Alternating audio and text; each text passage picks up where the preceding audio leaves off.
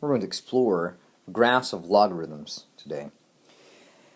We're going to start off by looking at the graph that or the equation you see on the board, on the screen, where we have y equals log base 10 of x. And so I went ahead and basic logarithms, if it has no horizontal shift, you're going to start off with a horizontal or vertical asymptote, just like this. You see that drawn along the y-axis. Logarithms and exponentials are related to each other in the fact that they're inverses. They're inversely related. And so if I switch x and y and solve and all this other stuff, then that's exactly how you would go from log to an exponent or an exponential.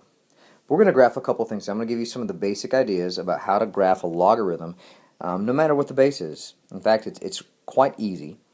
And so we're going to go ahead and we're going to rewrite this equation in a little bit different form so it'll help me to kind of explain or to graph it. So we have y equals, we're going to say, nope, not y equals, sorry. We're going to say 10 raised to the y equals x. And this is the way that I'm going to kind of figure out what my x's and my y's are going to be. So in this case, what we're going to really do is we're going to pick the y value and we're going to see what happens to x. And so these are some good y values to try. -1, 0, and 1.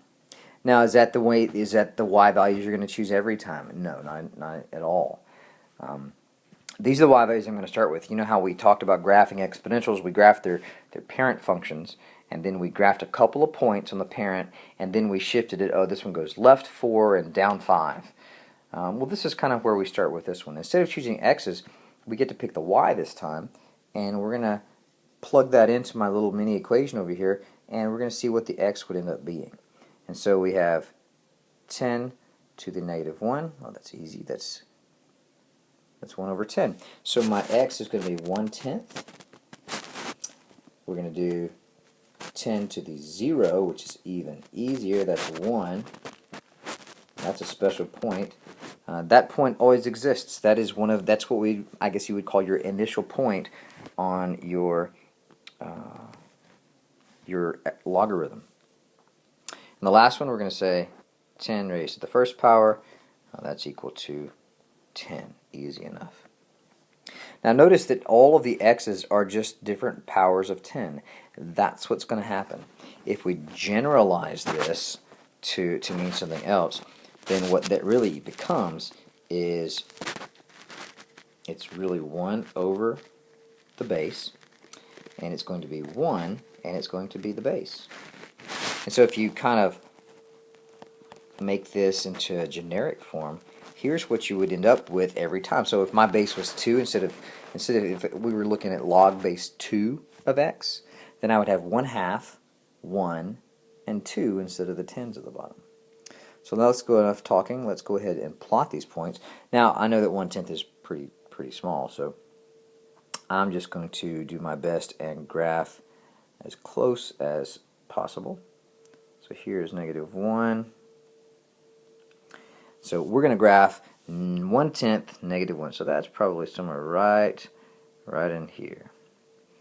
The next one's going to be 1, 0. That's easy. That's right here. And then we're going to go all the way. It's +1 on the y. We're going to all the way down to 10. And I'm going to graph that one way out there. And so this is going to be kind of tough.